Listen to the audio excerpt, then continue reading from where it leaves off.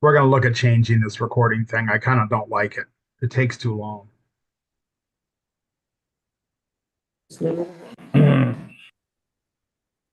I am all for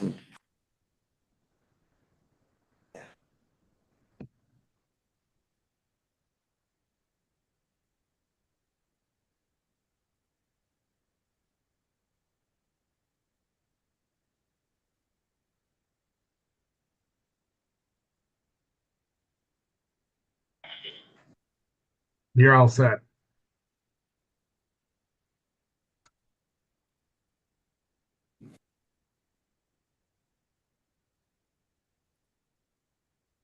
Hey, good evening, everybody. We call this meeting to order.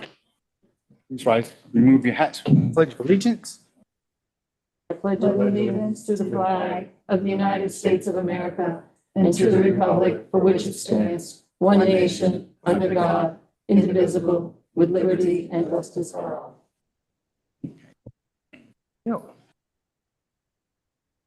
Okay. There are a couple of things to update the agenda on. There were three things that I want to add, and I want to do them immediately before public comment. One is we received an email from Ms. Stebbins about the baseball net. Janet, are you on?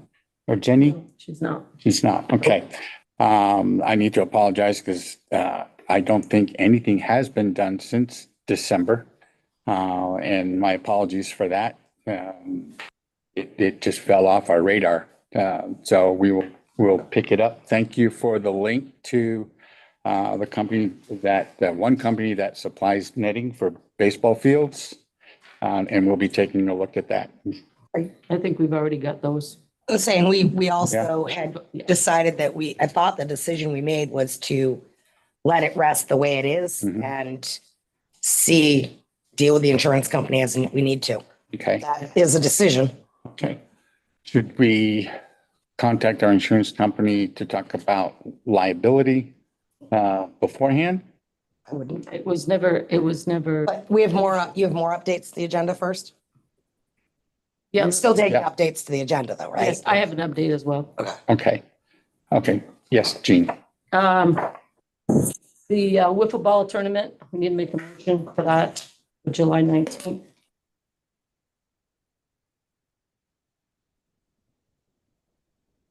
And what are we motioning for? Wiffle ball tournament. To have one? Yes, they have one every year. Oh. It's the allowance of the field. Yeah. They're requesting use of the field. Oh, I see. And typically, Greg, well, for Robert's rules, you should be listing the updates to the agenda and then dealing with them after everybody's said that it's okay to add those things to the agenda. I see. Okay. Thank you. So one, is it okay that I added, and I already read it, Ms. Stebbins, ball field net. We need to read the email from Ms. Redondi and my response. And Recreation is making a request there too. I just forgot to email you in time to get it on that. Okay, so there. Recreation Committee request. And Teresa, also, we need to add to update the board on the decision from the water board regarding the damaged car. And I have one thing about the necro opposite in the basement of the town hall that needs to be put on the, Okay, you want part of the agenda or new business? either one. Okay. Well, we'll put it now. Nika. I have tournament. No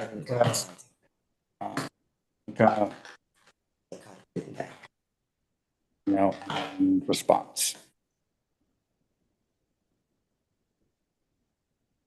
Do we have to have a motion for it to approve those? No, it's just more or less, if everybody's okay with you adding them, everybody's okay with those being added. Yes. Real good. Yeah. Yes. Okay. First one, wiffle ball tournament. And we need a motion to allow the field to be reserved. That's right. So they do the Tyler Pepin Memorial Wiffle Ball Tournament each year on that field. They agree to clean up and do all that fun stuff afterward. For years. I can say it's been going for 10 years, 11 years, 12 years. Oh, wow. Okay, Something like that, yeah. okay, all right. So, can somebody make a motion? I will make a motion to allow the Tyler Pepin Memorial Wiffle Ball Tournament on the baseball field for the weekend of July, what? 19. 19th. Sorry. I'll second it. So she should amend that, provided they follow the rules of the field. Okay, all right, seconded by Jean, discussion? Okay, those in favor? Aye. Right? Aye. Okay. Motion carries. All right, recreation committee request. So the playground has been in place since it looks like mid 2022. The either 2021 or 2022. I really can't tell, but this year it is well overdue for a soft wash, which our initial quote is around $600. But that was last fall, and we realized we should probably wait until spring to clean it rather than staying and waiting and doing it in the winter, right before winter, and then having to do it again. The other part of that playground is that the mulch needs to have a fluff and topping. So you're going to fluff the mulch that's there and then top it back to insurance standards. Mhm. And the current price on that special playground engineered, it's called engineered mulch. It's a special mulch that doesn't Playground do, mulch. yeah. Mhm. Limited options to get it anywhere, and that is at Green Mountain Mulch, delivered at $38 a yard. Depending, we could need anywhere between 30 and 147 yards, because 147 is what is totally there, but obviously we're probably not going to need that. We wouldn't know what's needed there until you do the fluff and remeasure. So it's probably going to be much closer to that 30 yards than that 150 yards. And we are asking if the select board can authorize that to go under Lakeside Park expenses. You guys were the ones who did purchase the actual playground and install it. It was just done while the recreation coordinator, Paul Chambers, was here. Okay, so there are two events, Do the cleaning cleaning and the and mulch. then the mulching, fluffing stuff. Do we have at least two quotes for each? You don't have two people that can do it. Okay, but There's- we have to show we attempted to. We did. We last I fall, we So, okay, so I contacted, did. we, I Yeah. attempted to price it through Gene. I attempted to price it through other places. There's only one supplier in the area. And the cost, total cost? We don't know what it is because it's don't know. based off how many yards it is, but it's $38 a yard delivered. What's the a soft wash consist of? It consists of using a special cleaning solution and cleaning the entire outside, inside, around it. It's a preventative maintenance thing. If you don't clean the playgrounds, they degrade faster, they go down in the hole faster. And I don't have the final installation cost on this page, but I believe that was well over $90,000. $100,000. How much? the playground cost $100,000. 90 and 100. Yeah. To put it in. All right, Yeah, I'm talking about the soft wash. What is that? $600. Oh, it's $600. Is what the quote was last fall. and It's that's the with same them. thing you use on a house that has vinyl siding, because all the stuff on that playground is the same material as a vinyl siding is. okay. Okay, And so, so- well, You don't want to use just a pressure washer on it because you'll damage the plastic. Right. So But without cleaning and without maintenance on it, it will Remove. disintegrate and degrade and Okay. go in the hole faster. You have to maintain these things. is that money available in the Lakeside? park budget, yeah, it's part of the park. Budget? It's There is a fairly large sum there for There the is? park budget, and I don't believe we have Yeah. any. Okay. Just a second, Jamie. Okay, well, that dollar amount is below the threshold for a quote. The 90,000 No, 90,000 is what it No. cost to install it originally. Right, Oh. that's what the original It's cost of not- the playground was. And now we just, the mulch is what's Yes. $38. A yard, Right, so that's your, but she's not. and that's delivered. Right. And you're thinking probably between 30 and 40 yards? I'm thinking it's gonna be close to that 30 yard because I mean, once you fluff it, it brings it back up because it has to have a certain amount of loft.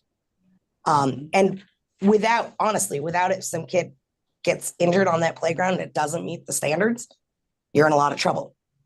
And you said $35 a yard 35 delivered, yes. delivered, and top end estimate, how many yards? I don't think it's gonna go much more than 30 to 50. Did the people that deliver the mulch, are they doing the fluffing also? No, that would be coordinated with volunteers to fluff it with a bunch of I remember pitchforks. we had to do that at Head Start and playground What too. kind of a job is it to fluff it? We go out with a bunch of pitchforks and you Yeah, fluff it's it. kinda. Yeah. So it's something that maintenance crew could do if they had to. So, So I'm gonna make. a motion. The recreation committee will work first to get volunteers, Yeah. to do that as much as we can with volunteers. And if we can't, then we would come back and again, ask for assistance to get that done. If we can't do it. well, So- mulch at 35, So I went the high end. I'm gonna Yeah. make a motion that we spend no more than $2,700. That'll give you up to 50 yards plus 600. And in case it's more. So that way if it's, 2,600, great. But it's not gonna be more than 2,700. okay, second, Jamie? How much is in that park account? I think I don't have my town report. excuse Hold me a on, moment. Just, looking. excuse me, we have a motion on the floor. It has not yet been seconded. So I'll please, second it. second it, Billy. Okay, Jamie. I just wondering how much is in the park account. There's typically about 15,000 put in there every year for years.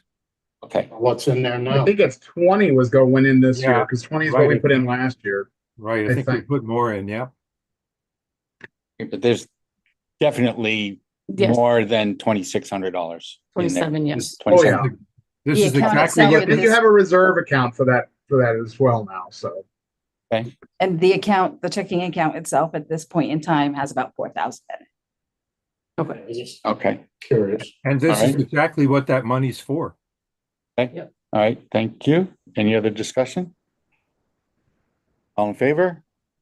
I, I'm gonna sustain on that one. Opposed? Motion carries. Other request that we have is just an update, that we are currently working with New England, NEC is what their initials are, New England Courts. There's potential that we may have somebody who's willing to help us out. Labor in that for resurfacing the tennis court. Where we just empty the cracks out, like recreation is going to be responsible for emptying all the cracks out, getting all the dirt out there. And I'm in discussion with them about having them come in and do it on a volunteer basis. Volunteer basis, being fill and seal the cracks. Okay. All right, cleaning out the cracks, does the town have an air compressor that we can use to blow out the A leaf cracks? blower would do the job probably.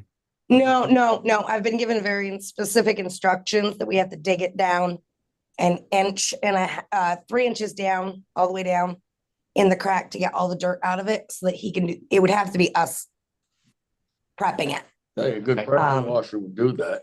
and getting in and getting all of it out of the thing. And then I've got to measure each crack length and width and provide that to them. And they will give us more information as to whether or not they can do it or not. Do we have to make the crack wider? No, No. no, you want the crack under 1 inch is good, crack over 3 inches is bad. Okay, So we're working on that. That's just an update to let you guys know that we are actively working on that.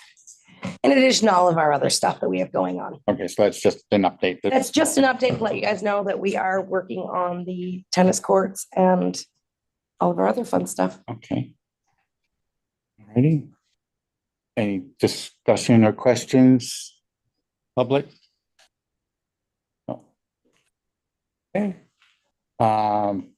Billy, Nika? Yeah, yesterday when we had the meeting up here, in the gym, I had a delivery come into the, food shelf. And they had no way to back up to the door to deliver because it was packed cars there. And they had to carry the delivery in from the road. Is there some way we can mark it off to keep people from parking there during times when we have a food shelf going? Well, this was a very unusual event. But marking off to keep that entrance open for deliveries. This event was planned, months in advance. I mean, we know our schedule of deliveries. So we can, plan accordingly, to block that off. And, talk with, We're getting when we have deliveries 4 days a week down there, every week. all right. Yeah. Okay, But was this the Okay. first time?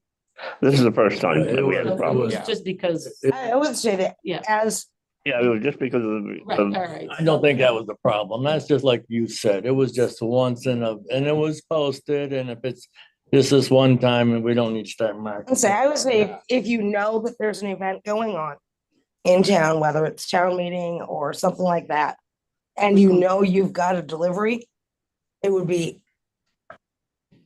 I mean, I would not, if you guys went out and put out 4 road cones of your own and said deliveries, I don't think anybody would question that. And usually, I mean, this was an all-day event, not all day, but usually it's at night.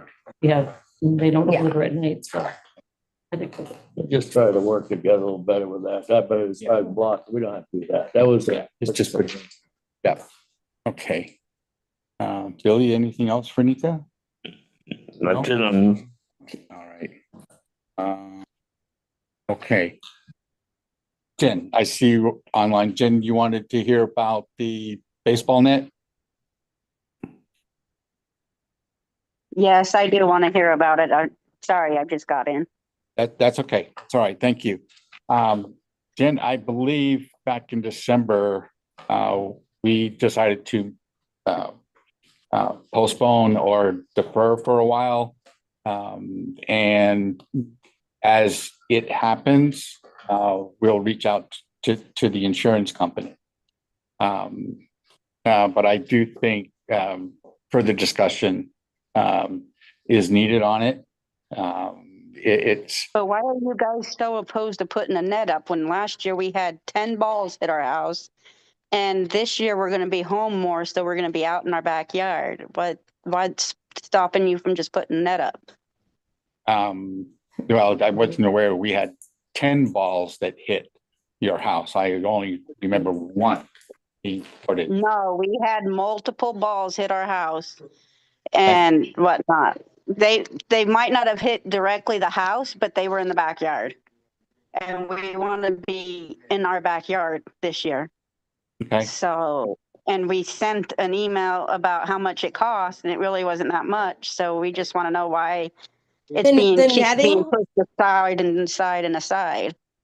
So the netting itself is not expensive. It's the process of putting in the poles, putting in that labor. What we got when you put the whole thing together, I don't remember exactly, but it was far exceeding what was it? It was extension. It was exponential, I believe. We were told that you guys had the poles, and we're not going to play piece by piece of fixing our house. You know, because then it's going to look like crap, and the siding we can't even get. So we want it protected. And ourselves The protected. baseball field has been there for a number of years. Yeah, I don't believe for a number of years, and just because we weren't here, you guys could have been hitting them and coming over and we not knowing about it, but now we are, and we want to use our property.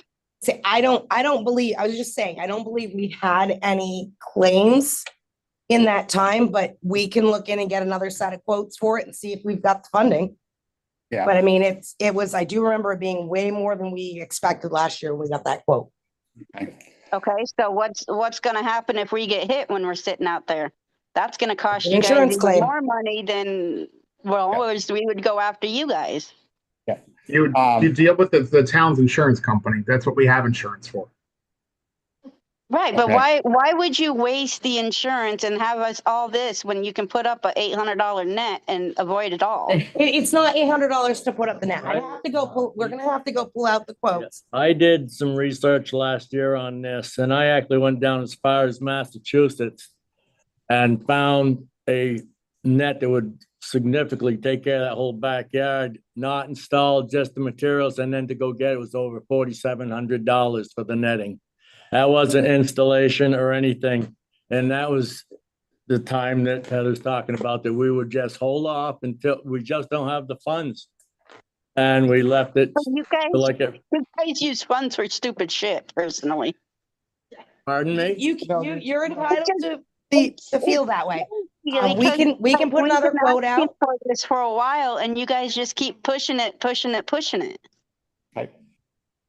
I'll bring it up on an agenda item within the next 2 meetings, Jen. But even the price sheet that you provided me with that link, there's nothing that's $800.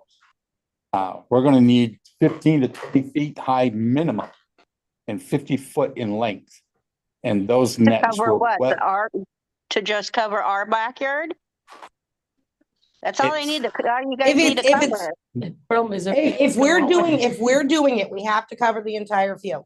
If it's just your backyard and you want to buy an $800 fence and you want to put it in, that's your decision. But for us, Okay, if if we're we gonna do do it, that, we then have we to do would the go whole thing. after you guys for reimbursement. Again, Jen, we're gonna bring it up within the next 2 meetings, okay? And look at it again and the cost. All right, Okay. All right, thank I you. just feel Thank like you. we're being pushed and being ignored. Okay. Thank you, Jen. Yep.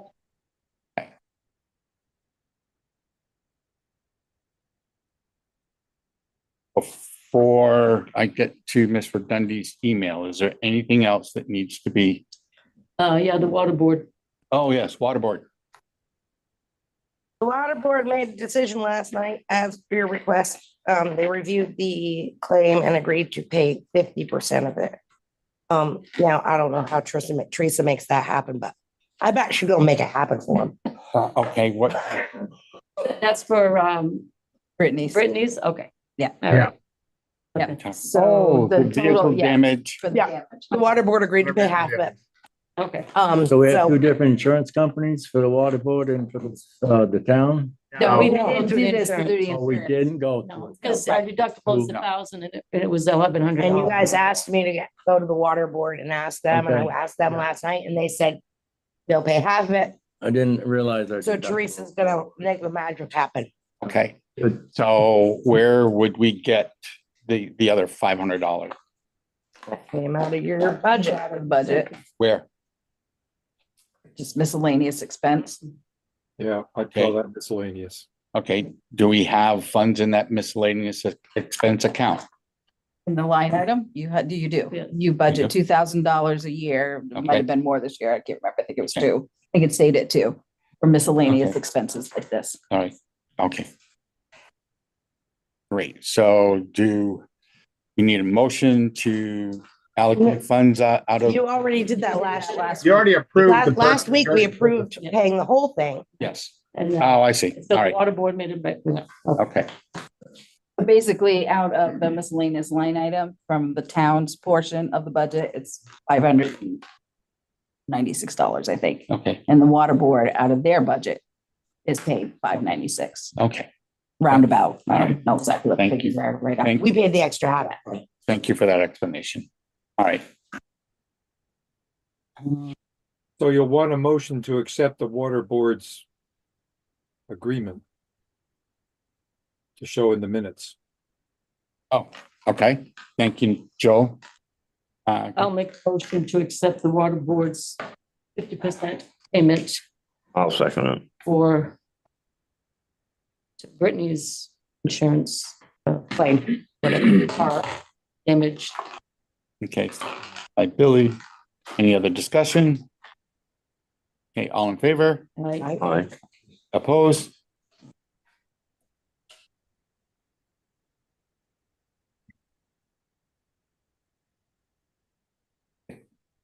I need a point of clarification here, Joel or Mike. As a select board member, I cannot make a motion and I vote. Yes, you vote. Right. And you can, I mean, it's just typically the chair doesn't, but you know, if you have to, you can make a motion and you can second a motion. It's just typically the chair doesn't because other people on the board do that.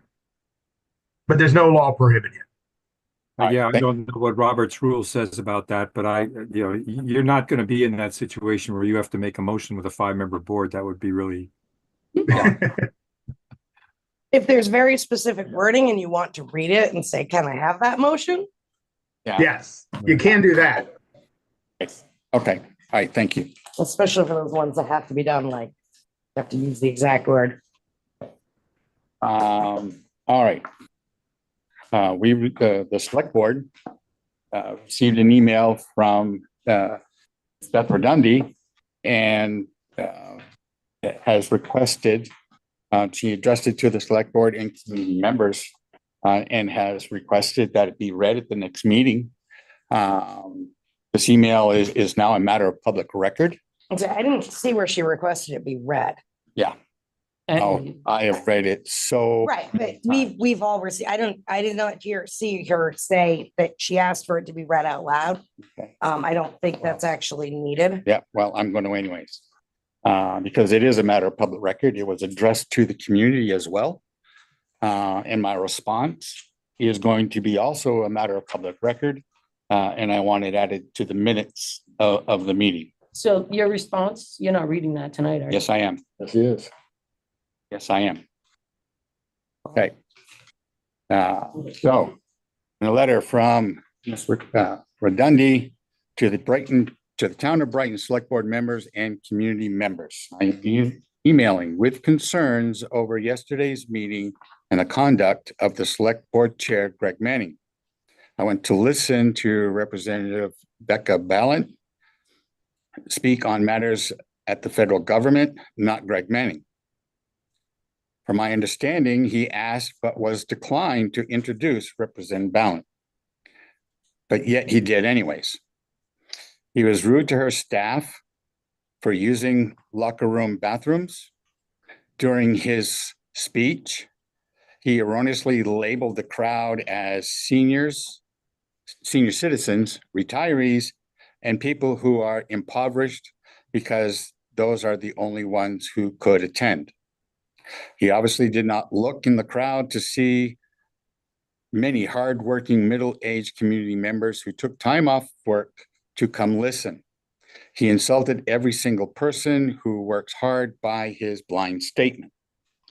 Further, no one came to listen to Greg Manning. We came to listen to someone in Washington who has firsthand knowledge of what is happening. He took valuable time from Representative Ballant with his agenda. While acting as select board member, he then monopolized the microphone, asking the first question. He asked about transgender athletes and why the representative voted no to the bill. He demonstrated to the entire crowd that the Brighton Select Board Chair is transphobic. Is this the message our town wants to send? That we do not believe is inclusivity, that we are against people. When he was booed, and Representative Ballant explained how irrelevant this topic was to the other major issues, he put on his coat and walked out. This is the self-proclaimed representative of our town, a person who spoke their disdain towards the LGBTQIA+ community, did not like the response and left. Maybe he had something else to do, but it appeared as if he left because he did not like the response. How is this acceptable? Greg Manning should step down as chair immediately. He should resign from the select board. He certainly should not be chair. The statutes state no select board member may act alone. Therefore, he is speaking for you all, whether you approve or not. If any member wants to ask personal view questions, they should not be acting in the select board member capacity. I am emailing because I want this read in case I cannot attend tomorrow's meeting. Many people were disgusted by Greg's actions.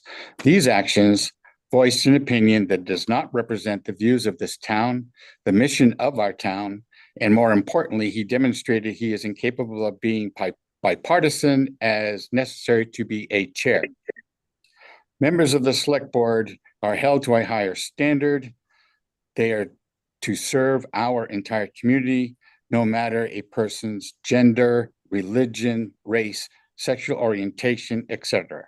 Greg Manning demonstrated he does not represent our town. He represents his own personal views, and for that should not be on the select board. Sincerely, Beth C. Rodundi, Masters of Education. This was an attack on my character, my integrity, both as a citizen of Island Pond and a select board member. So here is my response, May 19th, 2025, to the town of Brighton select board members and community members. Subject, letter of response and rebuttal to the email dated Tuesday, March 18th, 2025, titled Town Hall with Representative Ballant, submitted to the Brighton Select Board and community members, the town of Brighton, by Miss Beth C. Rodundi of Brighton, Vermont. I am submitting for the official record of the select board meeting my response to Ms. Rodundi's email addressed to the Brighton Select Board members and the community members, expressing her displeasure about my behavior at the town meeting with Congresswoman Becca Ballant on Monday, March 17th, 2025. Ms. Rodundi's email to the select board and community was filled with incorrect assumptions, innuendo, and false accusations. The much advertised town meeting by Congresswoman Ballant was a twofold event. For the purpose of informing the attendees of the Congresswoman's efforts in the United States Congress on behalf of the citizens of Vermont, and two, for the Congresswoman's desire to hear directly and in person let me see here, lost my place, and in person from the citizens in the region about their questions and concerns, which she could take back to the halls of the United States Congress. I was accused of being rude to the Congresswoman's staff attempting to use the women's locker room bathroom. I was not. In fact, no one could have possibly overheard my conversation with the two women over the din of the conversations going on in the hall. I did not recognize the attendees, did not recognize as attendees or as staff members of Representative Ballant. I politely explained to the two women that the restrooms facilities and the water fountain could not be used because the sewer pipes in the town hall were broken. I apologize for not having signs on each locker room door. I informed the women that porta-johns were available outside the entrance of the town hall for their and public use. As the health officer of the town of Brighton, Ms. Rodundi knows very well about the status of the restroom facilities in the town hall. I mentioned to a town employee that signs need to be put on the locker room doors. The employee told me the Congresswoman and her staff were given permission to use the facilities. That should not have happened. Toilets in the locker room and basement could overflow when the facilities and water fountains are used. This is a sign, there is a sign on the gym door notifying the public that the restrooms cannot be used. I arrived at the town hall 45 minutes before the start of the event and long before Ms. Rodundi arrived. Ms. Rodundi stated that I requested to introduce the Congresswoman, but was denied. Quite the opposite. Upon arriving, I introduced myself and as the town select board chair to one of the Congresswoman's staff members and asked if I could publicly welcome the Congresswoman to the town, to which he enthusiastically agreed to. I took it upon myself in the spirit of professional protocol and respect for the Congresswoman, and as an elected official and appointed chair of the select board, to publicly welcome her to Island Pond. Unfortunately, the staff member forgot, and Representative Ballant began addressing the attendees. During her address, she mentioned she recognized that some people voted for her, some did not. She understood that there are people that agree with her policies and some do not. She welcomed both approving and opposing opinions. When she finished and was ready to hear from the attendees, the staff member motioned me forward and the Congresswoman readily agreed. I stepped forward and welcomed Congresswoman Ballant to the town on behalf of the Brighton Select Board and the citizens of Island Pond. Citizens of Brighton, sorry. During my welcome to the Congresswoman, I expressed my surprised pleasure at the turnout of over 100 citizens from around the region. I also stated if she would notice that disproportionately, the attendees were seniors, retirees, unemployed citizens, and citizens on assistance. Ms. Redundi accused that I erroneously labeled the crowd by not noticing the many hardworking middle-aged community members that took time off work to come and listen. My statement was factual, not intended to be disrespectful, biased of anyone in attendance. My intent was to point out to the Congresswoman, if the event were held on a weekend, many more working citizens would have been able to attend.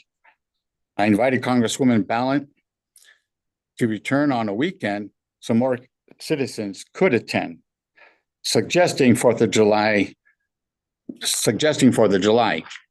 commenting that weekend is fantastic in Brighton. I then pointed out some demographics of the Northeast Kingdom, specifically Essex and Orleans counties.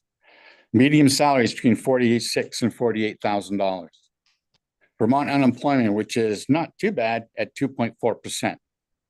Essex and Orleans County unemployment rates 3.4 and 4.1%, the highest in the state. Essex County is the poorest in the state. Having the microphone, I asked if I could pose the first question, which the Congresswoman responded absolutely.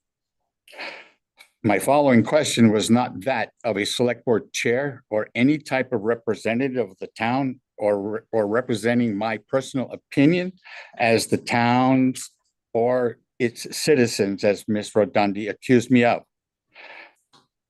After my formal and public welcome to the Congresswoman, I was no longer a select board member. At that point, I was a United States citizen and a Vermonter. Just like every person there in attendance, exercising our right of free speech and expression guaranteed by the Constitution of the United States. In my quote unquote speech, as Ms. Redundi referred to it as, I stated, I'm a father of daughters and played in school sports. I am a grandfather of 2 5-year-old granddaughters that currently play in sports. I asked the Congresswoman why she voted no on the bill that was meant to protect our girls and women from men and boys from participating in women's sports. There were some cheers and clapping of approval and agreement, and mostly boos of disapproval and disagreement, to which the Congresswoman interjected that my question was good and needs to be answered. Ms. Redundi. Usually we do have a limit to the amount of time we allow. Oh, people to speak. I'm This sorry. is- I'm sorry. No, I'm going to read all of it. Hear this. I just, Okay. No more interruptions, please. Right. No more. It's too hot in here. I read it though. Thank you. Yes. I will be back Survey. because I need to. I'm dying in here. But go ahead. I read it. Okay. I will comment on that later. Yep. Ms. Redundi stated that the Congresswoman responded in a way that my question was irrelevant. Representative Ballin did not. Her response was professional, polite, and without emotion. It was Ms. Redundy's opinion that my question was irrelevant. I have to wonder how many other citizens' questions and concerns were irrelevant to Ms. Redundy's own opinions. Unlike the Congresswoman, Ms. Redundy only wanted to hear questions and comments that aligned with her own opinions and convictions. From the tone and vitriol in Ms. Redundy's email, I can only surmise that she does not accept opposing opinions civilly and without respect of diversity, equity, and inclusiveness. My freedom of speech and expression was not suspended or put on hold when I was elected and re-elected to the Select Board by the Vermont voting citizens of Brighton, nor were they when I was appointed by the Select Board to act as chairperson. I was accused that I took valuable time from Representative Ballin with my agenda. My speech, her words, not mine, was 2 sentences and 1 question. Again, I was invited by the Congresswoman to an open town meeting to ask questions and express concerns that were important to me. My question was not of disdain towards the LGBTQIA plus community or trans anything, as Ms. Rodundy accused me of being transphobic. Anyone that knows me knows that I am not phobic of anything. In my 14 years working in the federal government, I had more federally mandated mandatory training about DEI, WOKE, and LGBTQIA plus, and other alphabetical EIO titled training than you can imagine. Even being advised to the extreme of being inclusive of individuals identifying as a chicken, and that the question, what came first, the chicken or the egg, could be interpreted as hate speech. I always been accepting of diverse individuals, cultures, and nationalities. I do my best in treating everyone equally and been inclusive long before DEI, woke, and LGBTQIA plus were dreamed of, because my parents instilled in me, my sisters and brother, the foundations of treating people with respect, courtesy, graciousness, and appreciation. Some of my extended family on my wife's side are gay. Some of my personal friends are gay and lesbian and married. I accept them openly and love them dearly. And for the record, if anybody thinks I'm not DEI enough in this respect, should talk to my wife. She was born in Cuba. And by the way, she came here legally with her parents and is now a card-carrying, die-in-the-wool, patriotic United States citizen long before I met her. Ms. Redundy falsely accused me of immediately leaving the town meeting because I disagreed with the Congresswoman's response to my question and didn't want to hear anything else she had to say. In truth, I left Brighton.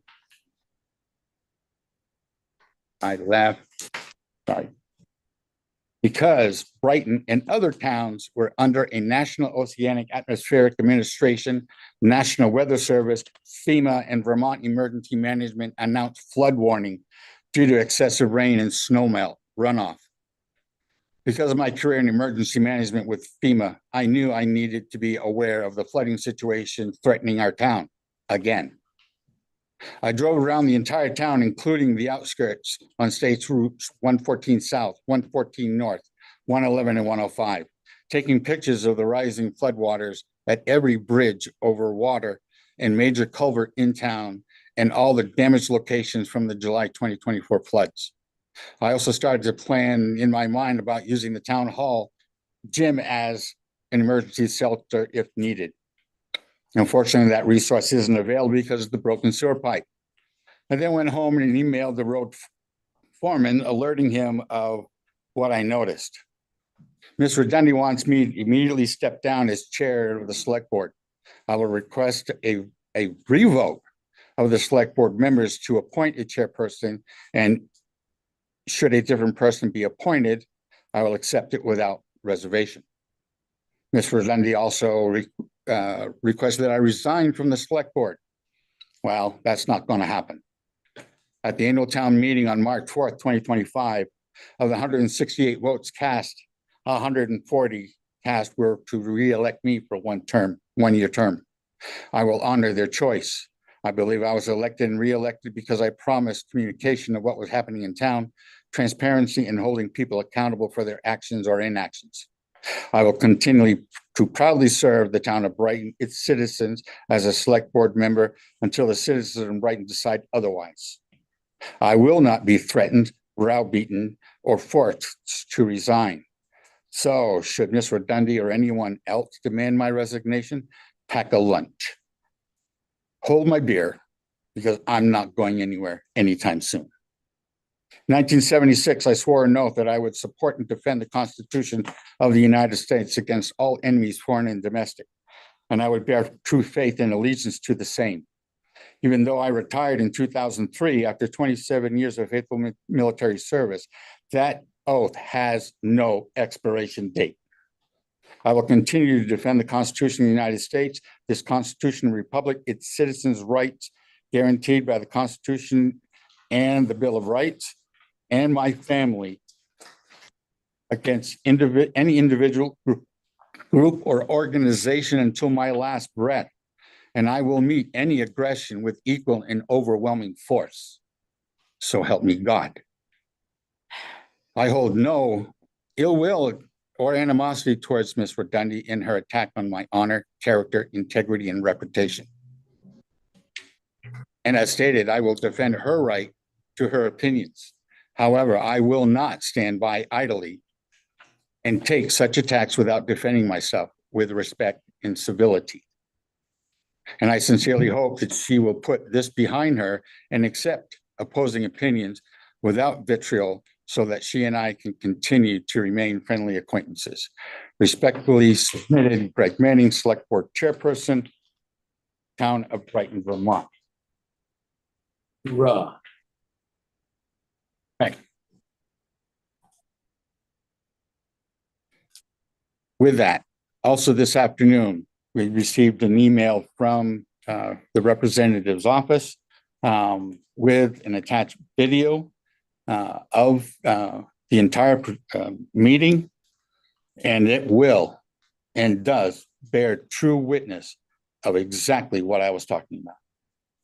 And her accusations are false.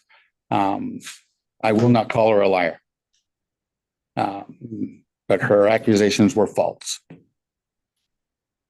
All right. Next item on the agenda, public comment. I have one, but I think I'm gonna wait till it goes down to the road department, because it's a lot of road. Okay, all right. So we can move it. Recreation Committee recognition. I want to formally thank the Recreation Committee for the outstandingly successful youth fishing tournament we had last month. I did volunteer to help out the committee for the event. The number of parents and children were just fantastic. It was great, and I hope it continues. So I want to congratulate the entire committee and recognize them for their efforts. Okay. Road Department update. Nick, can you give us an update on the conditions of the roads? Yeah, well, as you said, you sent me an email about the rise and flood, river water. And I think we dodged a bullet, knock on wood, so far.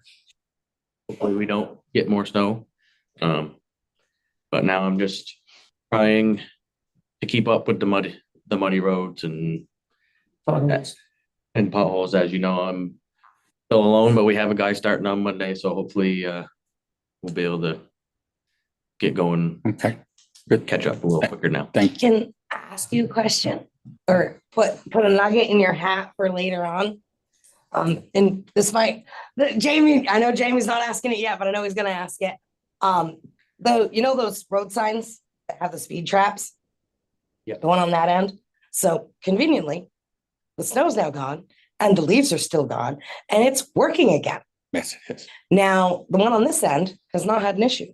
But the one on that end has had constant issues. Oh, when. Come in the spring. No. I think part of the issue is that during the summer, it doesn't get enough sun. I wonder if we can look at maybe moving it toward the Lakeshore Drive a few feet and maybe keep it. I don't know how far you can move it, but keep it in the sun so that like the one at this end, you know which direction I'm pointing, right?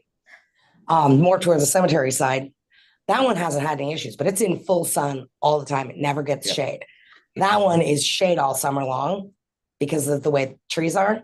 And I think that is part of the reason why our battery died and why we had to deal with all the problems last year. And if we can just, if it's possible to move it when you get, not now, but not getting your hat. When we get to that point, if we can move it and get it into the sun while still being effective, that might just save us some money down the road, as well as make sure that it's working. Well, the only reason I was bringing it up, I was worried about. I apologize. Right. Because I know you guys just replaced it, you spent the money, and I didn't want that running out. I wasn't done, I was like, Yeah, I just fear it's gonna stop working in the middle of the summer. but I don't know, Nick, if you can't take that solar panel and just turn it this way a little rather than moving the whole pole, because right now it's here and the pine tree is over this way. Yep. So I think if you could loosen that up and just spin it. I hadn't even so thought it about hits that. the sun. Can we cut it or is that a? See, this is why we need group brain power. I didn't even think that spinning the solar We can panel cut was an it. option. I don't know anything Yeah, about sure, it. I'll I take- don't know if you can just twist it. You gotta read the rules on the Look shade. at it and see what we can do. That would be easier than moving the dang thing. Is that a shade tree? It is not a shade There tree you according go. to the definition of shade trees, but it is on private property. Yeah. I do also want to say thank you to the water board for allowing Zach to come help me because we wouldn't have roads even close to where they are right now if I didn't have Zach when I needed him. I just want that to everybody to know that as well. All right, thank you. So noted. And the other thing I got is, I don't know if you would know, but the status of the 10 mile. I mean, as far as moving forward on that, any updates on that? I think that would be more of a What is, I couldn't hear the Mike- question. a The Mike bridge on the question. 10-mile square Bridge road. on the 10 miles. Oh, we're gonna be, that'll be a couple of years on that. Yeah, that's. I It's, just- we have to get through FEMA first so that we can get them to give us our blessing to hire an engineer. So, and we're still in the damage inventory stage, so it's gonna be a while. And It's gonna stay the way it is, right, with the piles? Yeah. I mean, what FEMA wants us to get it out of the river, so that's probably gonna happen at some point this year. They don't like it being in the river still. Right. But And this, okay, and I think we did motion and approve that we were not going to pay for a temporary bridge, 50,000 to have it installed and 50,000 to have it removed and $4,500 a month. So we Every month. But you know, down the road, if this is gonna be up for another 2 or 3 years, we might end up having to put a temporary in there at some point. We'll have to discuss I it. think right now it's a matter of convenience because it's not a public safety issue. If it was a public safety issue, they'd come up with a better option. Yeah. and- That's why they're not supplementing that. Right. Yeah, And just- 4,500 a month is, For 2 years. could for be a lot 2 of money. years, could Yeah. bankrupt the town. Yeah. Right. You could build a new bridge almost for that. Comes out of East Charleston I'll, to that part? yes. Yeah. I'll teach Yes. people the pole vault Yeah. through pole vaulting lessons. Thank you, Nick. And I want to commend you for being a one-man shop. Get it. I have scheduled new DISA 360 drug testing for our two new potential employees. We'll have a vehicle at the garage this Thursday for one individual. One individual has ended up having a conflict.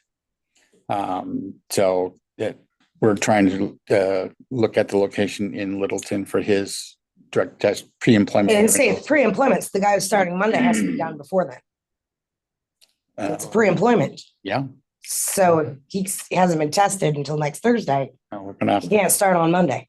Okay. He's got to be tested before then. Mhm. Okay. That's So the can very he- definition So of, can he go down to the Littleton? Littleton on Monday? Yep. That's what you did, right? So You I did. Yeah. You don't need an appointment, you just go. I would Well, today's Wednesday. I will follow up with the scheduler tomorrow. say, as far as I know, they don't need appointments. They just, it's. It's a walk-in. It's a Yeah. walk-in. Through- Yours was a walk-in, right? Yeah. Don't they do that in St. Johnsbury now? I'm not sure. I know. They moved the I know test, that it no depends one- which they testing did move it? facility we use. No one called before I went, but it was basically just to, Yeah. Yeah. there was no appointment. I just. One of the choices was Norton. And Ryan called and it was disconnected. So I drove up there. Yeah, the building is, no. No, she got that's done a been couple gone years for ago. A while. Yeah, Yeah. but it's still on DISA's Right. website Yeah. as a choice to go to. Yeah. So again, the mobile unit will be there on Thursday at 10:30. Great. And I will be there. Hey. Well, you're just Wait. gonna have them go to Littleton? And say, if they can go to Littleton, why are we just not sending them to Littleton? Right, that's what I said. It's a pre-employment. You don't cover mileage. You don't do anything when it's a pre-employment. That's on them as an employee. It was suggested that we could. We typically reimburse them, Heather. The town has always done that. Okay. Especially since you're sending, it's not like you're sending them downtown in Island Pond. It used to, we would send them to the health center, but they don't do it there anymore. So now you're making them drive an hour and you're going to say that you're not going to reimburse their mileage. It's a pittance So amount the of money. last one I went to, the last two I've gone to, I've had to go to Manchester, New Hampshire. So Oh, my. I wanted the job that bad that I did it. Yeah, that's not normal for the towns in Vermont. Okay. All right. Municipal planning grant resolution. You guys ready? Yeah, thank you. Grant report update. I'm sorry, grant report update. Sorry. Have a good night. See you later. Good job.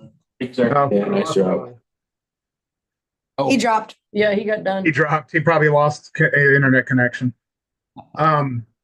So I have two new applications that went in the last couple weeks. USDA RBDG. We applied for $125,000 for our marketing and event funding from August of this year to July of next year. Yeah, I just got a text message from Joel. He lost his internet. Then I did the A&R, the Greeter Program grant this week. We submitted, and we don't have an exact amount on that because they determine it. But last year we got 7,000, and funding appears to be about the same. So we should get 7,000 from that. We just got that 7,000 from the last year's money, correct? Correct. Yes, they were way behind in their reimbursements. So Yeah. we did. We just got that 7,000. And then I just heard from them today that they're working on it. I submitted the reimbursement request for our hazard mitigation plan. We actually paid for that plan last year, early in the year. So, and we paid $8,400 for it, and we're going to get back about 7,000. It's like 6,990 something or other. And so that's money that's going to be in your budget this year that you didn't account for because we didn't know that had not been reimbursed. It just the paperwork had never been filed last year. That was one that Joel and I weren't working on, so we didn't know anything about it. What was the total, Mike? Well, the total that we paid for the plan was 8,400. Okay. And then there's a 25% match. And so we get about 7,000 back. Thank you. And then I did the grant agreement and submitted the reimbursement request for our December of 23 FEMA flood. I got that paperwork this last week. And so that one, if they actually send it, should be $25,939.89. But that's not all we're expecting to get back from that. We are expecting additional $1,700 from the feds and then a state reimbursement. We don't have an exact percentage yet. They haven't given it to us, but it should range anywhere from about $2,600 to $6,000. Depends on what the state sets as our. I would assume we will be somewhere at that higher end because we do have a hazard mitigation plan. We meet all the requirements. So I think that's where we are with that. Wastewater treatment plant, we submitted to we have two reimbursements outstanding right now with our ARPA grant. $17,410.43 was submitted in January, which should have received already. And Teresa and I can't find that we ever got it. So I have requested from them where it is. And then I submitted today another $16,043.50. Upcoming stuff. So Friday is our bid opening for the wastewater treatment plant at 1 p.m. And as part of that, I have to redo our funding stack and showing that we can actually pay to do the program once we get the bids opened on Friday. So the early next week, I have to redo the whole funding stack on that. That's a formal bid opening. Yes, it's online, it's electronic. So Is it? yes, we Okay. we actually sit there and watch the countdown, and then some lady hits a button and it goes boop, and they all show up. I feel like there should be cake at those things. I'm just saying. There Yeah. really should be cake at bid openings. Well, if they're good, otherwise it's tissues. So have both. So when we met with the engineer, she believes we're going to get at least 3 bids this time, possibly 4. So that's way better than the 1 we got last time. So we're hoping that it comes in at the right dollar amount this time. What that will mean, though, is once I redo that funding stack and all the state and the feds approve that, you guys at your next meeting or the one after that will be making some motions to acknowledge receipt of certain subsidies that we're receiving. Because a lot of what we get on the state side is actually a loan that's a subsidy that gets applied 1 year at the 1 year anniversary. So when the first payments due, they actually give us a big subsidy. You know, it's like, I don't know, $800,000 from one thing. We're going to need the borrowing capacity that $800,000 is holding up. And so they've kind of the state's given us how we can do that. It's going to be a motion that you guys have to make where you're accepting that subsidy, even though you're not going to see it for a year, you're accepting it. And that allows us then to use that borrowing capacity because we only have a bond for $3.756 million. Is it a bond? So that we have a bond. We had to do that before we ever started on this project. That was the first step when we got USDA funding. And so that was the cost of the project back then. We had to bond for the total cost, which was $3.756 million. Well, at this point, we're looking at $8 to $9 million is what this total project's going to cost. Joel and I have worked very hard to get grant funding to make up that gap difference, but we can't borrow more than $3.756 million. We can't borrow an extra $10 underneath that bond without a new bond vote. So we're trying to do everything we can to ensure we don't hit that. So, but there's going to be some work on the part of the select board making motions and approving. We'll get all that from the attorneys, how it has to be worded. But that should free up that bond capacity, so we're not going to be borrowing more than that. The next thing that's upcoming is I do expect shortly that we should be hearing from the bond bank grant we got for $190,000 to fix the reservoir. It's in their review process, what we propose to do, and I'm hoping that comes back pretty soon because I'd like to get that done in the spring.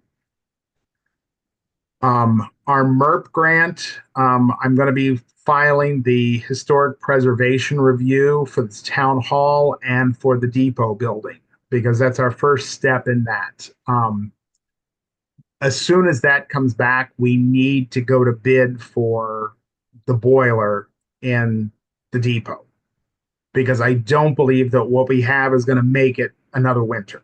So, and that's part of this MERP grant is paying 100% of the cost of that. So we need to get that out to bid, but we can't do that until historic preservation gives us what they want to see because we're going to have to bury a propane tank somewhere because the MERP grant pays for our propane boiler. It won't pay for what we have, which is fuel oil. And propane, we can bury easier than we can bury Now, the thing is, we only have like one spot, I think, where it can go, and it's kind of like there in that area outside where the police station is. We don't have any land there. And so it will be up to them to give us what their recommendation is and what they will approve, because it's a historic building. It's over 50 years old. So that's our first step in that, and I'll be filing that in the next couple of days so that we get that moving. Mike, was the boiler the reason for the bank that closing one day this past winter? I believe it may have been. Yes. We've right. the thing is, the town was planning to replace that boiler. We actually put money away for it, and then the MERP grant became available. So if we can get somebody else to pay for it, why wouldn't we? Right. But if for some reason the MERP grant didn't cover it, we do have the funds to replace that boiler. We set those aside a couple years ago. So that money at that point we could use to finish one of the other MERP projects if we don't have enough. Are you saying they're gonna bury that tank? I don't think that they'd want an above ground tank just for the look of a historic building. Where they're going to put it at. Right. And so I'm thinking that, at least my experience with putting propane and stuff in an old house, that they would probably, for the size tank we'd need, they would put one in the ground, would be my guess. And I would think it would be there outside where the police station is. It's the only real land we have. Probably going to be where like the bike fix-it stations are. We have and that little stuff. tiny patch of grass there. That's about the only land we have. And propane goes nicely underground, though, honestly. Yeah. It leaves this little tiny thing above, and you don't even know it's there. All right. Yes. There's a lot of room under. Yeah. And my last update is the FEMA. So I'm working on trying to come up with the cost estimates that go with our 2 FEMA flood damage things and pair those up with our damage inventories that we've got. We may need to, this is something I did want to ask the select board about. So our damage inventory for the second flood is not complete.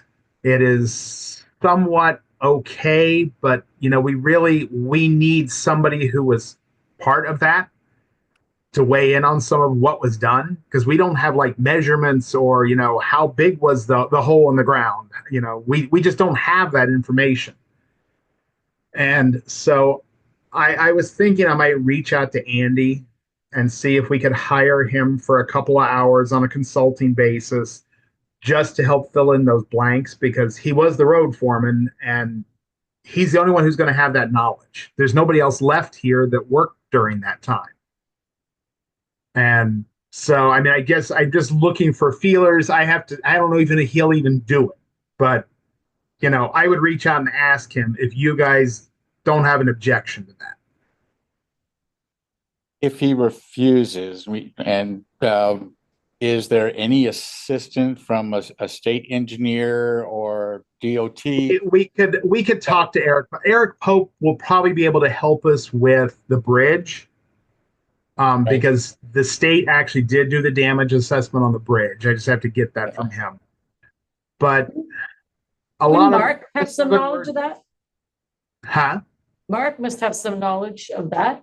Maybe. I don't know who did what, because there's no Zach was there. Obviously Derek he just drove down to there, but Zach was there, Dylan was there. Trying to think of who I saw driving. But see, they did repairs. Did they see the it's the damage we don't have, because that's what they want, is what the damage was. I remember Zach walking through, like he hoofed it in. He might have a good recollection. He may even have photos, because I know he showed me photos, because he came walking down through. And then in order to get here, to be able to get a vehicle that could start helping, he walked here. But obviously if we're talking about losing, this is just me going out there. If we're talking about losing funding or bringing in someone as a consultant, if they are willing to help us, I think that would be smart. Yeah. You might even want to reach out to Rick on the fire department. They might have pictures too, you know. Oh, good Yeah. idea. Yeah. Yeah, I would also ask, like Zach, I know walked through there and then he went back to help build. So like he may have something too. Yeah, I even stopped in the 3 days that I was out, all of our sites by grid coordinate. And I stopped into a couple of residents that are on Cottage Road. Right. They happened to take any pictures of it and they had not. In the 3 days that I was out there. We haven't even got to the photo thing yet where they're gonna be touchy-feely about photos because I have a bunch of photos, but they're not marked as to where they are. So we don't even know what they go to. There's no metadata? No. They had it turned off on the phone. Oh gosh. Okay. So that was the issue with the first FEMA flooding is that the photos don't have any metadata and they were having a conniption about it. Evidently they kind of got past it. And I think they will on this too, but it's the descriptions that are important, I'm hoping Charles, if I can get at least some of the invoices to match up with the locations, that he can help us kind of make up some of that. He's got years of experience, so he should be able to say, okay, you had this many yards of fill that went into this hole, so it must have been these dimensions. I'm not a road person, so I'm not going to be able to calculate that. Can't fit 20 yards in a 2-yard hole. Yeah. That's just it. I'm like, and he's like, just make sure. He said it doesn't have to be exact, but just make sure they don't seem out of place. So I'm like, okay, I wouldn't really know. Yeah, really. I'm like, I can do paperwork, but I'm not going to fill in a hole. Mike, do you know what the deadline is for the, what is it, 4826, 4810 we submitted. 4810 we submitted that. It's that one's the damage inventory is there. I'm just trying to come up with costs now for that. Right. 4826 we probably have another 30 to 40 days to get the damage inventory done on that. Because I signed that at the end of February. So did you hear back from Charles about my comment about potentially asking for an extension of that? And one of the he said there is no extensions. We can appeal the decision to close it. There's a procedure that we can follow. But and yet we're still paying for FEMA is still paying for Katrina 20 years later. They're still receiving. He has no control over that. All he knows is this is the orders they have. So, and we actually are losing Charles in May. So, so we're going to be starting with somebody new all over again. So the sooner we can get this in, the better it will be. Yeah. So I'm going to spend the day tomorrow on that. I confirmed with some of my former coworkers that the Region 6 FEMA is still paying for Katrina. 20 years later, they're still receiving brand new PWs. Can I tell you, I'm just hoping that we don't lose our FEMA funding before we get our checks. That's all I'm hoping, is that FEMA doesn't get completely defunded. So I'm just praying to get everything in and get our money at this point. Yeah. Because it's not looking good. I just saw a post on the news today about, we're going to eliminate FEMA. That's not going to be good for us. Oh, yeah. We'll find a place to find the money. We'll sell paper potholes. Item number 8, municipal planning grant resolution. Yes, we are applying for a municipal planning grant to redo the town plan. And actually the planning commission, we are already authorized this on Monday, and we have set a kickoff public meeting for April 23rd, where we will be doing a big, food and everything in the gymnasium. We'll be inviting the whole community in to start this process, because our town plan expires next year. And our current town plan is very outdated. It really needs a complete overhaul.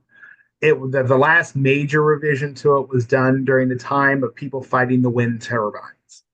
So our town plan is primarily focused on how to keep wind turbines out.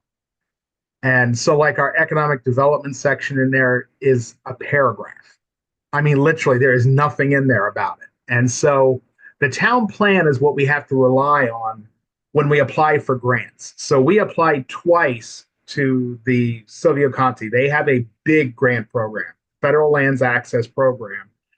It's, we could get millions out of that towards the downtown project. But we don't compete because our town plan has such a wonky economic development thing in there that we don't stand a chance. We lose like 25 points on that. And federal grants are always point based. And so if you can check the box that your town plan includes a whole section on this, you get those points. And we can't do that at this point. So there's a lot of things that need to be changed in there. Zoning needs to be updated after we do the town plan because the state is pushing for increasing our population density in areas served by water and sewer, which would be useful for town because we would have more users on water and sewer, which we could desperately use to spread the cost. It would reduce the rates, or at least keep them from continuing to go up all the time. And so we've been working with NVDA on this. They will be bringing speakers in. She's looking at bringing in a couple of developers for, people that would, buy up vacant land or dilapidated property and, subdivide the property or put in apartment buildings or some, market rate, nice housing for people to actually live in. Because we have a very huge shortage in town. I mean, you're not going to get many young people moved to town if there's no place to live, and we don't have that right now. So all of this is part of the town plan, and so that's why we're applying for this grant. It will pay for these big food, bringing people to the town hall, bringing in speakers. That's what the planning grant is for. Are we under any consideration of Act 181, which relaxed some of the Act 250 requirements? Yes. Actually, we can be, and that's what they're pushing us to, that we would be able to do that. But we have to update our town plan and then our zoning bylaw to meet the requirements to be able to do that. But NVDA thinks that we could. She came to the planning commission meeting on Monday. If you want to know more about it, watch the recording from the planning commission on Monday because she did talk about that in that meeting. For those who may not know, Act 181 was the legislators' effort to relax some of the Act 250 environmental restrictions in certain municipal areas to spur affordable housing construction. Now, that's what that Act 181 is. So basically, all we need from you tonight is a motion. There's a whole language there in your motions that needs to be read because you have to appoint Joel and I as the people filling out the paperwork and administering the grant. Do you want to make that one, Gene? I got it. Make a motion to adopt the fiscal year 2025 resolution for municipal planning grant and authorize Joel Hope and Michael Straight to execute all documents necessary to secure the funds and to administer the grant under the required terms. I can second that. Any discussion? All in favor? Aye. Opposed? Motion carries. And Teresa should have a copy there that you guys all have to sign because Annie already signed it as the planning commission chair. Yep. You go ahead. Whoever printed this, thank you for the large size font. It's their form. We just filled in the blanks, which surprisingly Large don't size save font. unless you print it.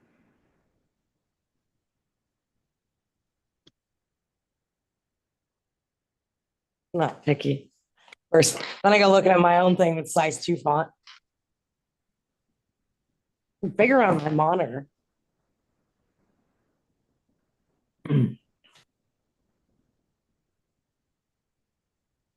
Oh, that was the other, we forgot to add that as an update to the agenda, the CUD letter. Yeah, I was just gonna say, we're,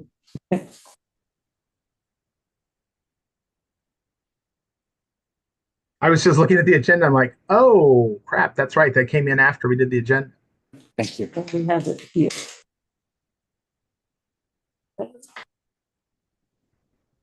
I say, I think there's a copy of the letter. Yeah, for you to read, but the one that You needs to got the be one, signed. okay.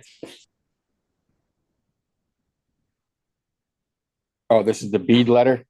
Yes, yes. Which the bead program is a huge thing for the state of Vermont because it's designed to fund bringing broadband to all the outline areas, to outline addresses like where Joel lives or where 5 miles square, 10 miles square. A lot of those areas that are prohibitively expensive to serve. That's what the money from this program is for. And so, for the CUD, it's huge. It's, I think that we're looking somewhere in the $70 million range for the Northeast Kingdom. It's huge. Is our addresses 31 and 2 miles of fiber optic? Is that really small? I mean, is it that small? Well, it's what's in the town of Brighton. What's in the town of Brighton. Some of our towns are like, 75 miles. We have other grant funding for most of Brighton. That's why Brighton doesn't have as much. We being NEK Broadband. Right, yes. NEK Broadband. So NEK Broadband actually has a USDA $20 million grant for Essex County. I see. And so we're covered mostly, but we're part of NEK Broadband. So we're the whole thing. So these addresses and the mileage is for the bead. Just those bead addresses. Because there's certain addresses that are identified as, they need to be served because they are a year-round residents, but they don't qualify underneath any other funding that the CUD has right now. Okay. And this letter is from the town to support that so we can help them get that money. Yes. Yes. Okay. I will make a motion that the select board sign the NEK Broadband Bead Grant Support Letter. Second. Discussion? Does it get to Greg's house? Yeah. I mean, let's just... Mike, all in favor? Aye. Opposed? It'll get to Joel's house and we won't lose him again. Motion carried. One day this summer, I did see people from the NEK Broadband surveyors, I guess, on Newark Road just below my house. So yeah. Well, you're going to see a lot. Sorry, you're going to make it 3 feet from your driveway, and they're going to stop. They're going to stop 2 feet before before Joel's. Sorry, guys.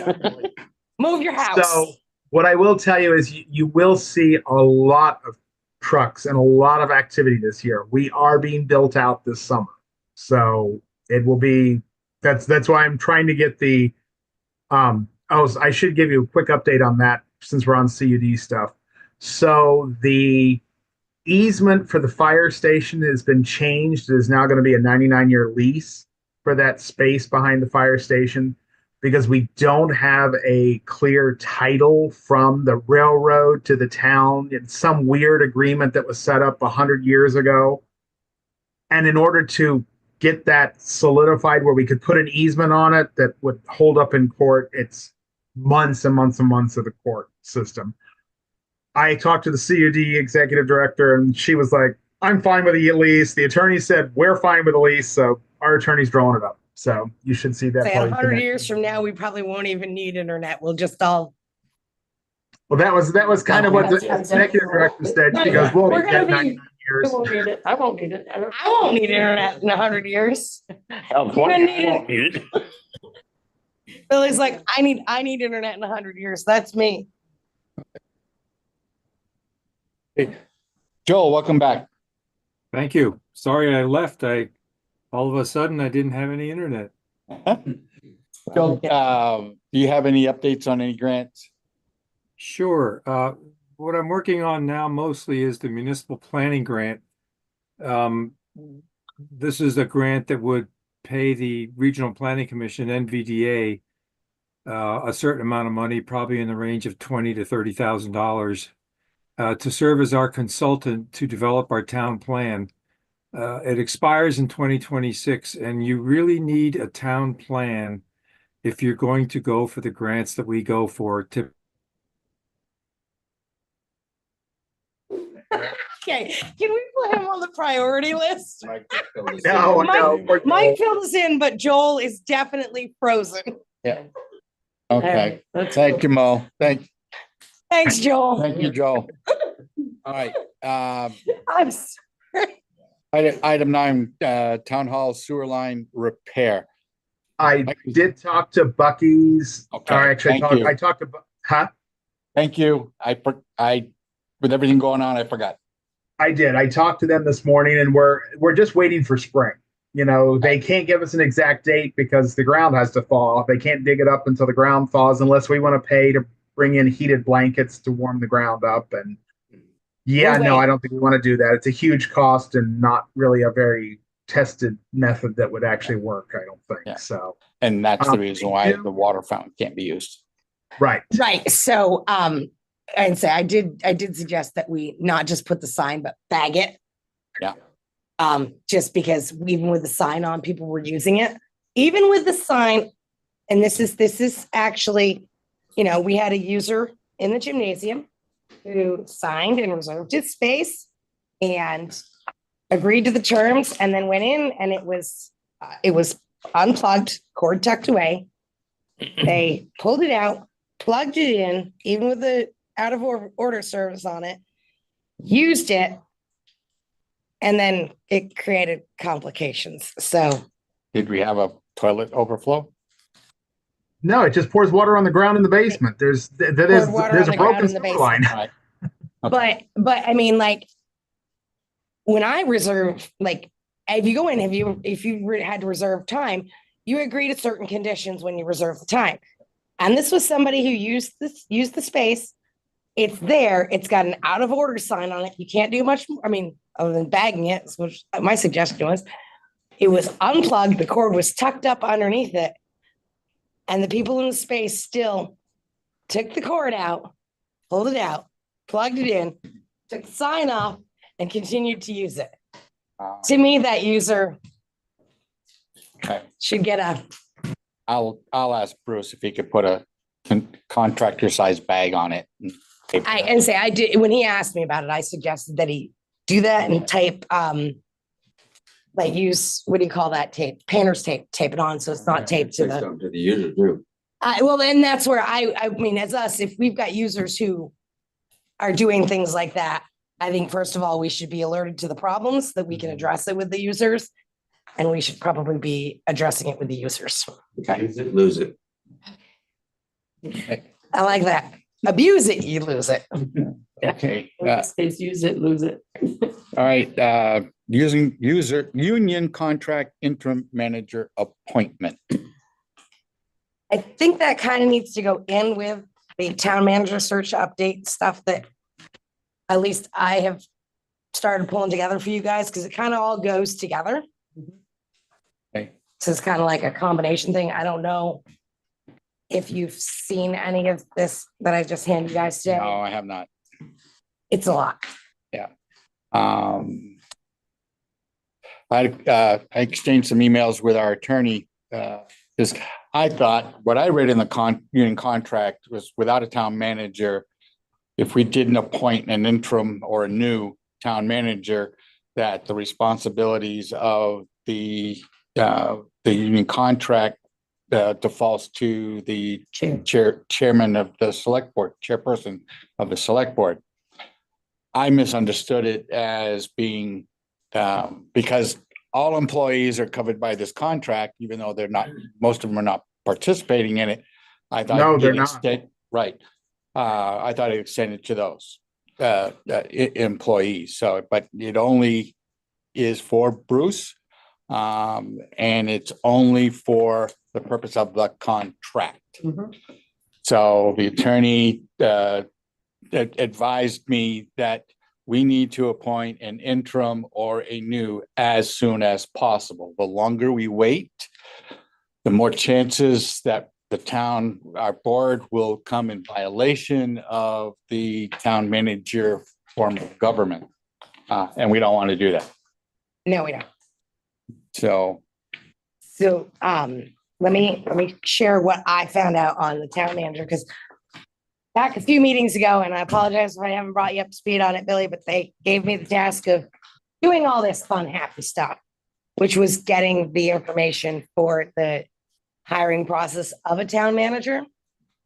And I have met with Abigail, somebody, I can't remember her last name, from Vermont Leagues of Cities and Towns, because it started out as let's revive our old thing and see what it is. And she pointed out to me in that process that the whole Vermont Leagues of Cities and Towns, who was the one who gave us the proposal last time, has changed the way they do their town manager search. But one of the things that they do is they have this list of different places. And in their list of different places, they list all the different services. And if you come to the page that looks like this, Let me see. about halfway through your packet, and then you come down to the tables. I almost think I printed it separately on its own table. Yeah, it came up on its own page. Front and back stuff. You're looking for this. What's the page It's the number on back that? side of this. There's no numbers on. There's no number. It's a no number on it. It Oh, was, gee. starts. there's an outline on the, flip side of that. All right. So that you will see that this is the list of the vendor services that offer help finding interim managers or help finding managers, period. And there are only 2 of those locations that offer the services of interim managers, where you can actually hire them to hire or be the interim manager. And the estimated on their hourly cost starts with at least a 2, and it's probably a 6-digit, it's a 3-digit number per hour, $200 plus an hour. Okay. Is that the cost for their search? That's their, no, their cert, that's for hiring them as an interim manager. So Oh, if okay. you hire them, I see. their entity as an interim manager, you would be hiring them at, that was just a rough estimate based off what she's seen from other places. It's not a quote from them because I did not have permission from you guys to reach out to them directly to start that. But in my opinion, based off what Greg just said here, that they said, find somebody sooner than later. The knowledge that this is $200 plus an hour. And in my personal opinion, we have somebody in our staff who's capable of covering that for less than that an hour. I do believe we should look internally and see if somebody would be willing to take that on. Can we look outside and ourselves or do we have to go through a community service to have it done? You could, except that it needs to get, like Greg said, we need to get on with this. And yes, we can, as far as somebody wants to apply for this job, definitely. We have 2 things. We have an interim right now. Yeah. Immediately, we need to fill something sooner than later. Then we have the process to find a permanent solution. And that process, currently, when I spoke with Gail. Friedman's She her last said- name. Yeah, I can't remember her last name. I can pull it up on my email if you guys want me to. She said, expect 9 to 12 months. If we do it quickly, we could probably get, because we have what we have so far, we could probably put this together fairly quickly and be at least interviewing within 4 months if we put it together quickly.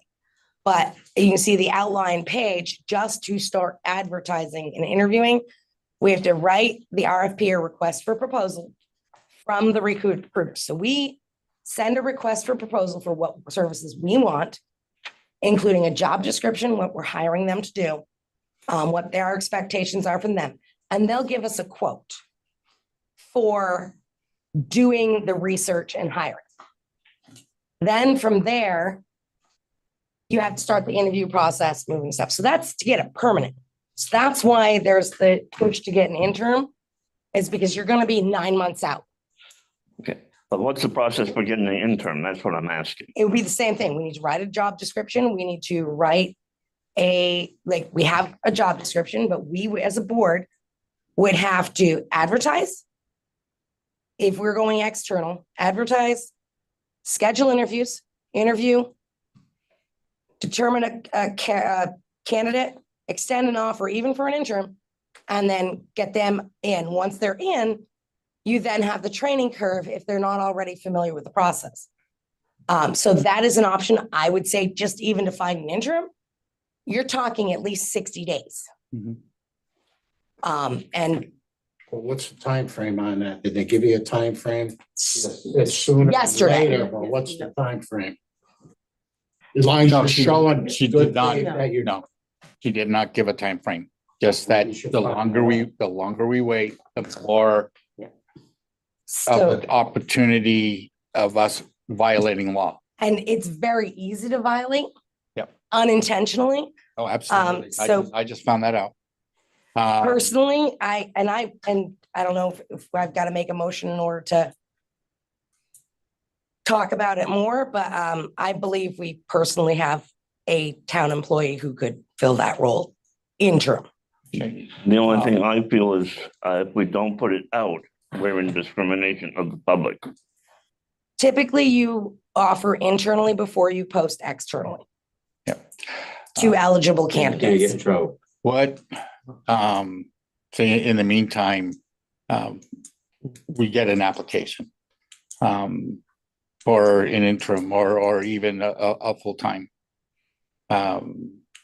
Is there a required process that we have to use or mandate from VLCT that we have to follow? We do need to post the permanent job description. And I say I'd have to go pull that information out. But it does need to be posted, advertised, give them a window. So anybody at any point could apply. But before we really start accepting applications or advertising, we as a group need to go together and go through the existing documentation, the existing stuff that we have, and make sure that it's still meeting what we expect for those jobs, for that job, not those jobs. Right. And the thing is, the town manager job description, the vast majority of that is in statute. So you don't even really have to do much with it because their job is set by statute. You don't, I mean, if you want to add something to it, you can, but you can't take anything away from it. Right. Thanks. So, I guess I'm, go ahead. no, I just, talked we need to Sarah do this too. interim thing. What? I did talk to Sarah about this because I hadn't even thought about the fact that, you know, we have a different form of government. We're a town manager form of government now. And so what she kind of basically told me was, you know, just because that position is vacant does not mean his duties fall back to the select board. They do not. And so the select board cannot like run the day-to-day operations of town because that is no longer their realm of authority. That's vested with the town manager. And so by not having that position, you kind of are hamstringing the town because there's certain things you guys really are like, you know, you do need to work on job descriptions and stuff. You're not allowed to do that. That's not something No, that the select board's allowed to do anymore. At this point, I think when I think about an immediate need, and people that are qualified, I personally believe that Mike could step in an interim basis if he was willing to. And I don't know what the process is for doing that. If we can discuss it in executive, if we can, does that qualify? If you're gonna make a job offer, that would qualify for an executive session that you could have. Can we table this till we get through the business and maybe talk that in the executive session? As a taxpayer, I agree with that, Agree with what? with what you said. With saying that- One outsourcing it, but for $200 an hour. Within for this short Yes. period of time. Yeah. Right. Yeah, for an interim, I mean, to me, it's a no. Yeah. It's no, Especially- like, there's certain things that just says, this is a no brainer. Well, and Even- especially if you get somebody in here that knows nothing but what's going on. And if we have somebody that knows what's going on. And you start paying somebody $200 an hour and doesn't even know what's going on, Right. he's gonna be training for 6 months. That blows your budget quick. Okay. I think, we can table this and go through the rest of the Yep. agenda and then go to executive session to discuss. Yep. That sounds like a wonderful idea. Okay. All right, one that is related. I understand, or I had heard that Doug mentioned that there's going to be the creation of some kind of committee. He had, before we knew if we were going to be, able to hire, because we were waiting on the results of that vote. He did while he was here at one of the other meetings, he said he was interested if we did a search committee in town, he would volunteer for that. I see. At this point, we don't know how we're exactly doing it, because we very well could just Yeah. hop it over to it, but we definitely can take your information for a search committee if we go that route. Who knows what route we're gonna go? We might say, company ABC, make it happen. Yeah. Find us a manager. And you are You the. guys will still have to do interviews. Oh, I you know, I They'll know. bring you Yes. candidates, but it's up to you guys to make that decision. They won't hire them for you. We're a little ways away from that. All right, You have his everybody has his contact information, right? Okay. Everybody knows Doug. okay. Except for fire. All right, overweight permits. Can we call them something? Oh, that's right. That just sounds offensive to Hey, me. I'm good. I didn't even ask, you weren't I'm even not there when getting I one of them. mentioned it, Teresa, and I said, I better leave those on there just in case. Need motion. I make a motion to have our select board chair sign the overweight permits. Discussion. All in Nope. favor, Aye. opposed? So carried. I'll sign these at the end of the If meeting. you opposed it, would that mean that you didn't have to sign it? Yeah, really. I'm just curious. It's only one vote. I don't want to. All right, pay orders. I don't know where you want me to start. Oh, big packets over there. Can I? Oh, actually, that's okay, once we're done this, I have one more thing under other business that I forgot about. While they're doing that. Like you guys are sitting under the boiler room in there. I know, it's so hard. So it's not just us. So it's not just me having a hot flash. No. Oh, there it is. Is the heat still on? I wonder if you have a window open, I wonder if it's picking up a draft or something off the window and it's. Storm window is Yeah. still down.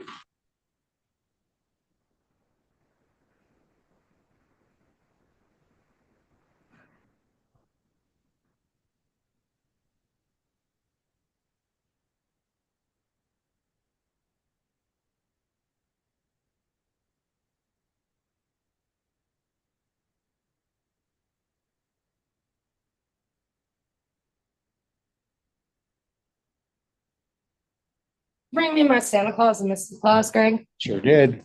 Good. I, Thought I was gonna have to beat you up as soon from. as I hit stand, I jumped up, went and grabbed it, put it in the Jeep. Like, those suits don't come back to me. I'm gonna go beat you. In the Santa Claus bag.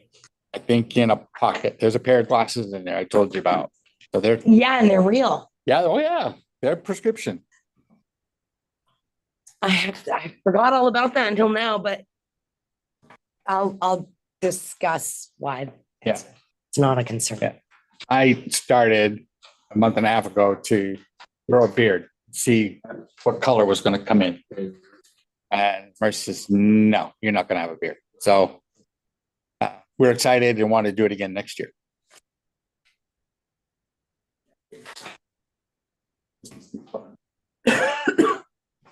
The other Sam.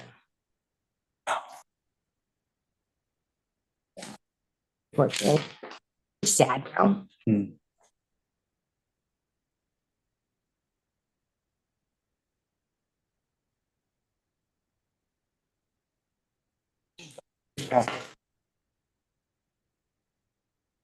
That was paid one of the playground. Oh, it's not a pay order. Oh, okay. No, heck no, that's the playground.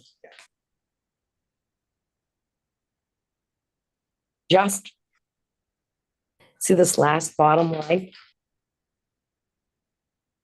You know, and you've been out there in the playground, there's that section that sits up over the picnic table. That's that one tiny little section of shade that goes over the picnic table. Eunice. Okay, apparently I need another eye exam.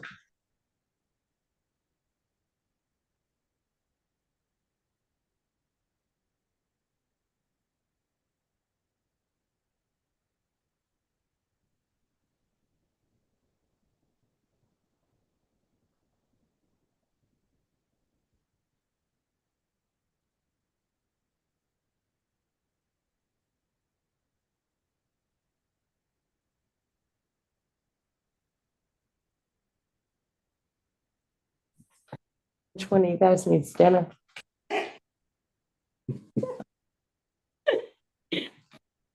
What you cooking? You can't stop.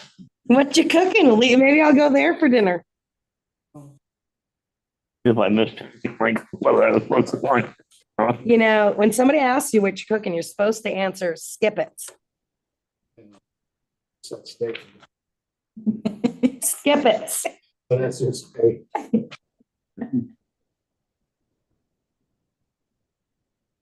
About to cook one on strike. Well, that's when you get skippets. You know what skippets are, right? No. You're skipping it. Dinner. Oh, I see.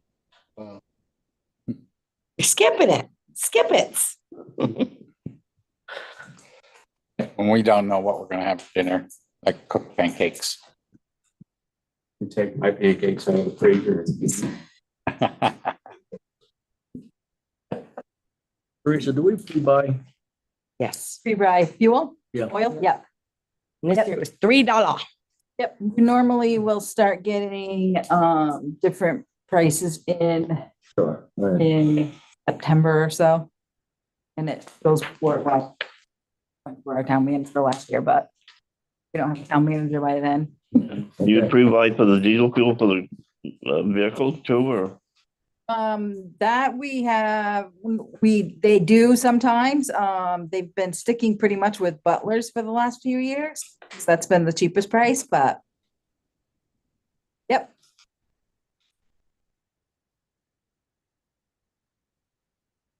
Do-do-do-do-do-do. Oh, those all fell out. That's okay. We'll just stuff them up in there again. Yes, yeah.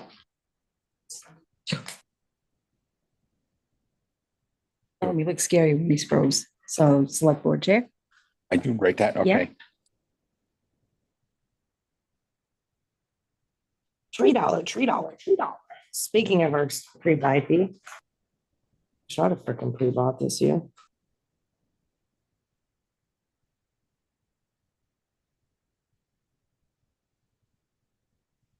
So what's staple to them is just their insurance, information and stuff. What do I gotta do to get an electric bill like that? Overpay one. Did you ever get a hold of them, Okay. Teresa, and find out about the credits for that they had the school account listed on there? No, Remember we saw that, you know, I remember you called them that day, but I didn't know if they ever got back to you. Yeah, no, It I would- forgot all about it. If you think of it, send me an email, remind me, I'll do it tomorrow. I know you called them that day, but I don't think they answered. Yeah, But the Are we thing is, we don't crossing? want to pay We're gonna this, cross we don't it. want to pay the school's electric bill. right. Not unless they're going to take over like our streetlight bill. Trade you. Is that, Well, when you overpay the streetlight bill, it's only like $16 or something. It wasn't very much this time. I say they were Oh, all pretty well. low. $3.04, 68-cent bill.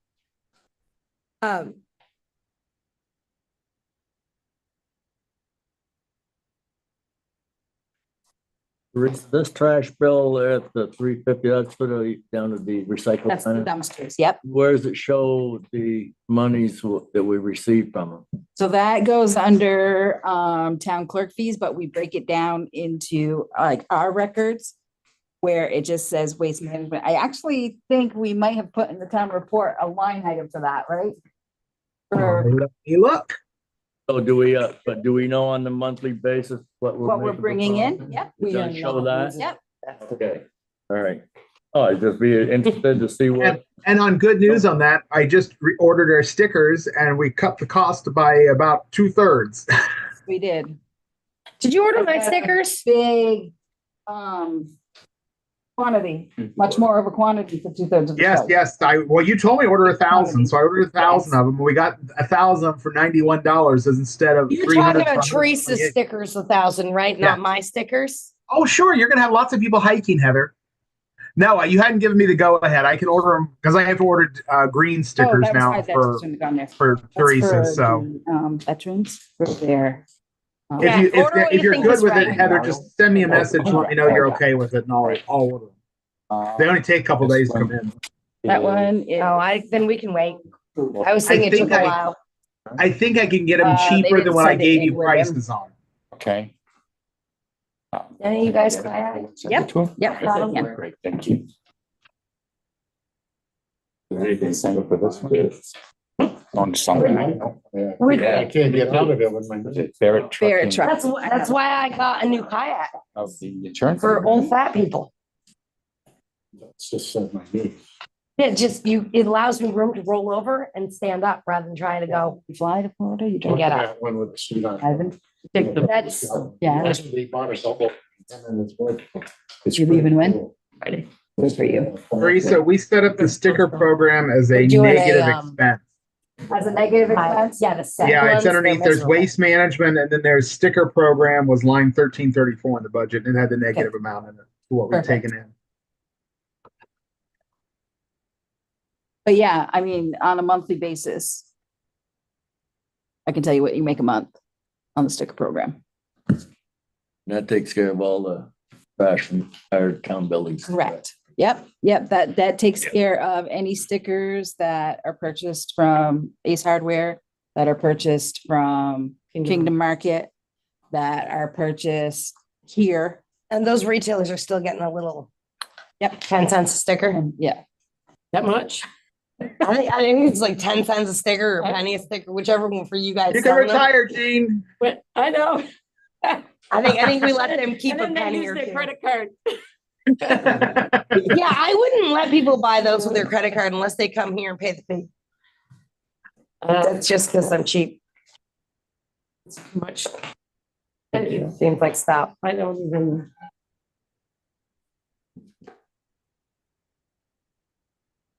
My water bottle's pretty well empty now. Drink water. I said, you So, wonder if they My get sister told me that this water bottle seven. is weight and gold. me- And getting me ready. because it has the straw, Thank you. I really do drink more water out of it. I didn't like the taste of water. I hate taste of water. That's what the lemon and strawberry are in there for. I put real lemon Yeah. and about 6 packets of Splenda or I don't put water in it. I don't put the sweetener in it. I just drop either a lemon or a strawberry or a cucumber. oh, yeah. Cucumber and mint Good. is really good in the water. Interesting. Cucumber and mint together, like fresh mint. And then they have like, this one, I don't have one in it right now, but they have like, little like, I don't know what you call them. You put the stuff in it and you seal it up and you stick it in there and it's like, circa. no, that's flavoring that, but there's like, it's kind of like a tea bag, but for vegetables and in case you want to do like the mint where it breaks up. Oh. It's just like a reusable tea bag that you drop in there. Keeps it out of the straw. So you don't suck. Yeah. Yeah, filter bag. Yeah. And they just, it works to flavor it. Like I like cucumber and mint in the summer. Maybe I should switch on cucumber.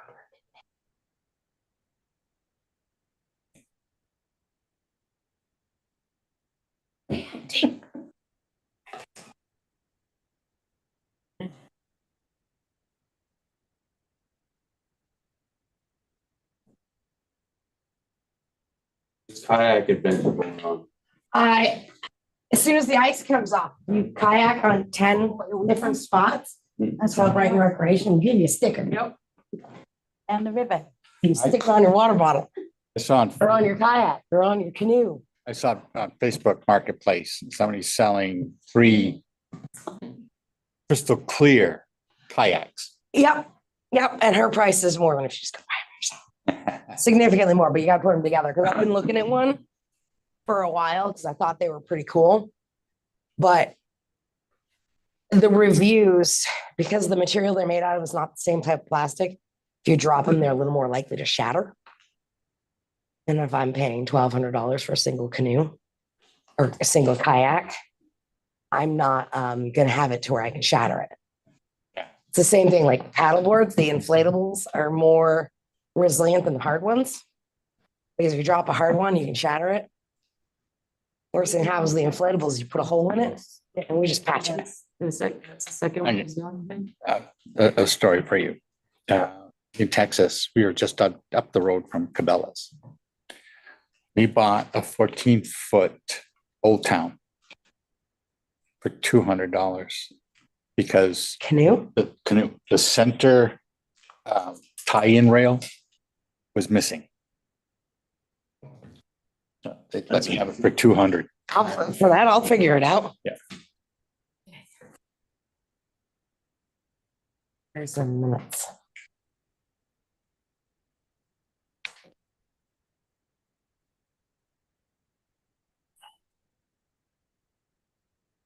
VLCT is our insurance? Yes. I Yep. did not know that. They're the unemployment, property and casualty. Okay.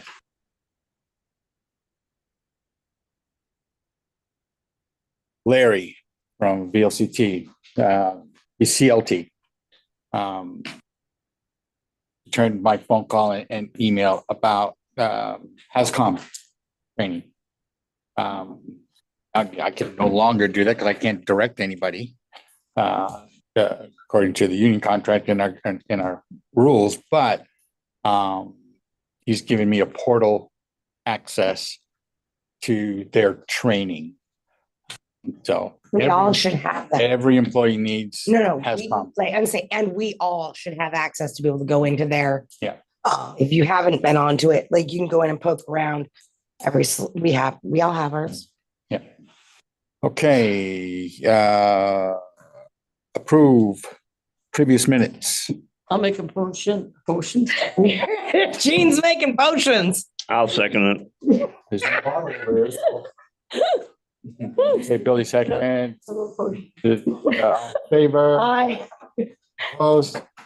Motion carries. That'd be a motion, not a potion. Okay.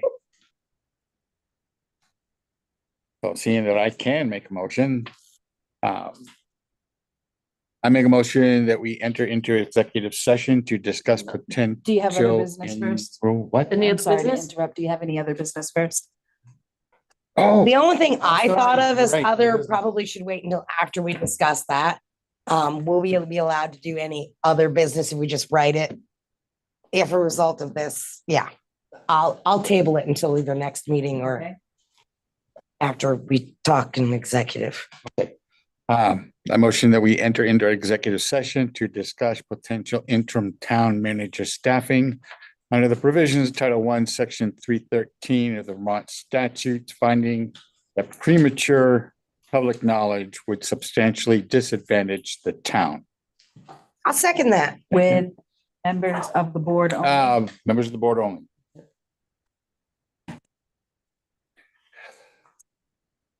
Second by Heather, Seconded. all in favor? I, I